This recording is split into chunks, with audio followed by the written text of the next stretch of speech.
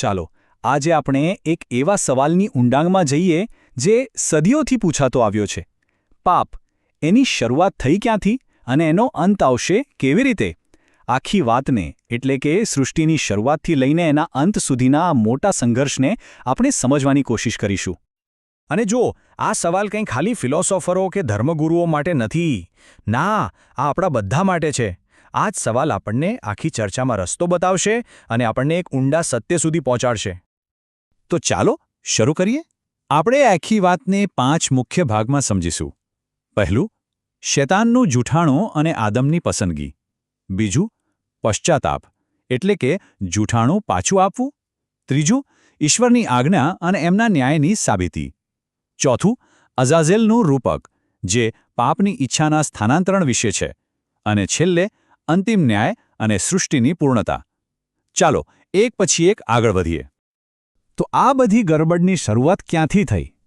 એ થઈ એક મૂળભૂત સમસ્યાથી. એક છેતરપિંડી, એક એવું જૂઠાણું જેણે આખા બ્રહ્માંડમાં એક મોટા સંઘર્ષનો પાયો નાખ્યો. ચાલો જોઈએ કે આ જૂઠાણું હતું શું અને એની અસર કેવી ભયંકર થઈ. અહીંયા છે ને, આ સંઘર્ષ બે વિચારધારાઓ વચ્ચેનો છે, એકદમ સામસામે. એક બાજુ શૈતાનનો દાવો છે. એ કહે છે કે ઈશ્વરની આજ્ઞા તો અન્યાયી છે, કઠોર છે અને એનું પાલન કરવું શક્ય જ નથી. અને બીજી બાજુ ઈશ્વરની આજ્ઞા છે, જે કહે છે કે નિયમ એકદમ ન્યાયી છે, સાચો છે અને દરેક માટે પાળવો શક્ય છે. આ જ આખા વૈચારિક યુદ્ધનું મૂળ છે. અને બસ આ જ સંઘર્ષ સ્વર્ગમાંથી ઉતરીને પૃથ્વી પર આવી ગયો. ક્યારે? જ્યારે આદમે, માનવતાએ એ જૂઠાણા પર વિશ્વાસ કરી લીધો. અને બસ ત્યાંથી જ પતનની શરૂઆત થઈ. આદમની એ એક પસંદગીએ ખાલી એના માટે જ નહીં પણ આપણા બધા માટે વિનાશનો દરવાજો ખોલી નાખ્યો. તો સવાલ એ છે કે જો એક જૂઠાણાએ આપણને આ હાલતમાં મૂક્યા, તો આમાંથી બહાર નીકળવાનો કોઈ રસ્તો છે? હા, બિલકુલ છે. અને એ જવાબ છે પછતાવો. એક એવી શક્તિશાળી પસંદગી જે બધું જ બદલી નાખવાની તાકાત રાખે છે.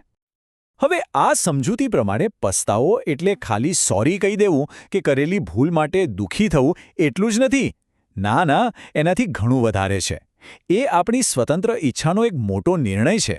એનો અર્થ છે કે આપણે એ જૂઠાણાને ઓળખી લઈએ અને કહીએ, આ મારું નથી, આ મેં નથી બનાવ્યું. અને પછી એને પાછું એના મૂળ સ્ત્રોત પર એટલે કે શૈતાન પાસે મોકલી દઈએ. એટલે જુઓ, આપણી સામે બે જ રસ્તા છે.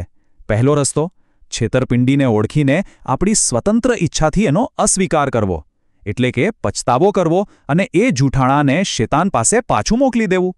અને બીજો રસ્તો, એ જૂઠાણાને અપનાવી લેવું, પછતાવો ન કરવો અને એના ગુનામાં ભાગીદાર બની જવું. પસંદગી આપણી છે. અને આ વાત કેટલી ગંભીર છે એ આ વાક્ય પરથી સમજાય છે. જે વ્યક્તિ પછતાવો નથી કરતી, એ શૈતાને વાવેલા જૂઠાણાને પાછું મોકલી જ નથી શકતી. અને એનો અર્થ એ થયો કે એ વ્યક્તિ પણ શૈતાન જેવા જ ગુનેગાર સિવાય બીજું કંઈ નથી. ખૂબ જ ગંભીર વાત છે આ. ઓકે, તો હવે આપણે સંઘર્ષના શા માટેવાળા ભાગ પર આવીએ છીએ. મતલબ આ બધું થઈ જ કેમ રહ્યું છે? આ સમજૂતી મુજબ આખી માનવજાતનો ઇતિહાસ એ બીજું કંઈ નહીં પણ ઈશ્વરના ન્યાયનું એક લાંબુ પ્રદર્શન છે, એક સાબિતી છે.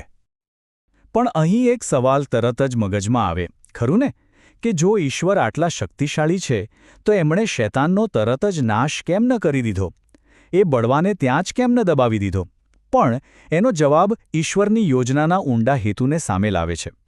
કારણ કે જો ઈશ્વરે એવું તરત જ કરી નાખ્યું હોત, તો કદાચ બીજા બનાવેલા જીવોના મનમાં શંકા રહી જાત.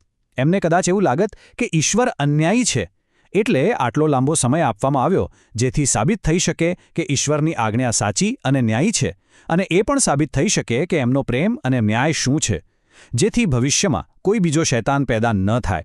જેથી જ્યારે અંતિમ ન્યાય થાય ત્યારે કોઈ પણ એમના ન્યાય પર આંગળી ન ચીંધી શકે. અને આ સાબિતી કોણ આપે છે?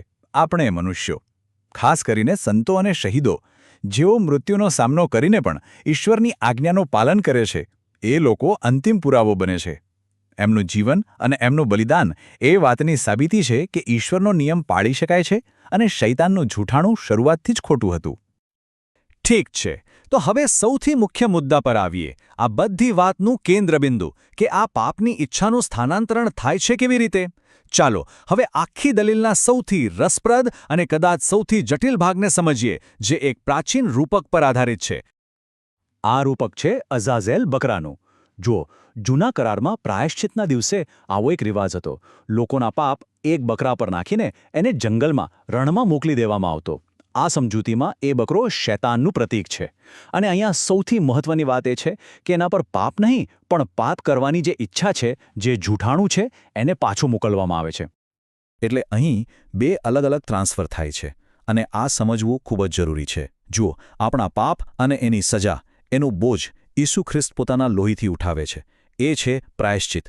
પણ પેલું જે જૂઠાણું છે, જે પાપ કરવાની ઈચ્છા છે, એ કોની પાસે જાય છે? એ પાછી જાય છે શૈતાન પાસે, એટલે કે અઝાઝેલ પાસે. અને એ કેવી રીતે થાય છે? પસ્તાવા અને અંતિમ ન્યાય દ્વારા. આ ફેરફારને બરાબર સમજવો પડશે. એટલે જ્યારે કોઈ વ્યક્તિ પસ્તાવો કરે છે, ત્યારે એ સત્તાવાર રીતે એ જૂઠાણાને નકારી દે છે. એ વ્યક્તિ હવે જૂઠાણાને પોતાનું માનતી નથી અને એને પાછું મોકલી દે છે. આ એક જાહેરાત છે કે હું આ જૂઠાણાનો ભાગ નથી. તો ચાલો હવે આપણે આ બધી વાતના અંતિમ ચરણમાં પહોંચીએ. આ આખા બ્રહ્માંડીય સંઘર્ષનો અંત કેવી રીતે આવશે? એનું નિરાકરણ શું છે? આખી પ્રક્રિયા એક ચોક્કસ ક્રમમાં આગળ વધશે. સૌથી પહેલાં પ્રથમ પુનરુત્થાન થશે, જ્યાં સંતો મૃત્યુ પર વિજય મેળવીને આજ્ઞાની સચ્ચાઈ સાબિત કરશે. પછી એ જ આજ્ઞા ન્યાય માટેનું ધોરણ બનશે. એના આધારે જે લોકોએ પછતાવો નથી કર્યો એમનો અને શેતાનનો ન્યાય થશે. અંતે શેતાનને પાપ શરૂ કરવાની જવાબદારી માટે આજ્ઞા સરોવરમાં નાખવામાં આવશે. અને જ્યારે પાપ અને જૂઠાણું સંપૂર્ણપણે દૂર થઈ જશે, ત્યારે સૃષ્ટિ તેની મૂળ સંપૂર્ણ સ્થિતિમાં પાછી આવી જશે. અને આ બધી ઘટનાઓનું પરિણામ શું આવશે? પ્રથમ પુનરુત્થાન પછી બનાવેલા જીવોની સ્વતંત્ર ઈચ્છા સંપૂર્ણ બનશે. આજ્ઞા ન્યાયનું ધોરણ બની જશે. સૃષ્ટિ માટે પ્રયાશ્ચિત પૂર્ણ થશે. અને સૌથી અગત્યનું, પાપ શરૂ કરવાની બધી જવાબદારી સત્તાવાર રીતે શૈતાન પર મૂકવામાં આવશે. ટૂંકમાં પ્રથમ પુનરુત્થાન એ આખી પ્રક્રિયાનો ટર્નિંગ પોઈન્ટ છે. અને અહીં એક બહુ જ ઊંડો અને કદાચ વિવાદાસ્પદ વિચાર રજૂ કરવામાં આવ્યો છે કે જે હત્યારાને મારી નાખે છે તે પ્રેમનું પ્રદર્શન કરી રહ્યો છે. એનો અર્થ શું? એનો અર્થ એ કે જ્યારે ઈશ્વર એવા કોઈનો ન્યાય કરે છે જે બીજાને નુકસાન પહોંચાડે છે, ત્યારે એ ક્રૂરતા નથી, પણ પ્રેમ છે. કોના માટે પ્રેમ? બાકીની સૃષ્ટિ માટે.